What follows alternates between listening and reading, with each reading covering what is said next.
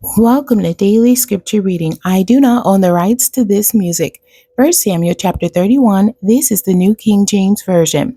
Now the Philistines fought against Israel, and the men of Israel fled from before the Philistines, and fell slain on Mount Gilboa. Then the Philistines followed hard after Saul and his sons, and the Philistines killed Jonathan, Abinadab, and Malchishua, Saul's sons.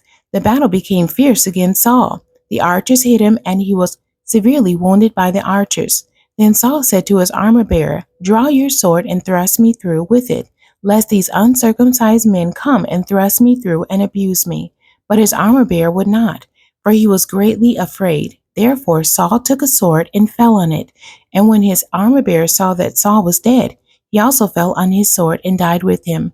So Saul, his 3 sons, his armor-bearer, and all his men died together that same day. And when the men of Israel who were on the other side of the valley, and those who were on the other side of the Jordan, saw that the men of Israel had fled, and that Saul and his sons were dead, they forsook the cities and fled. And the Philistines came and dwelt in them. So it happened the next day, when the Philistines came to strip the slain, that they found Saul and his 3 sons fallen on Mount Gilboa.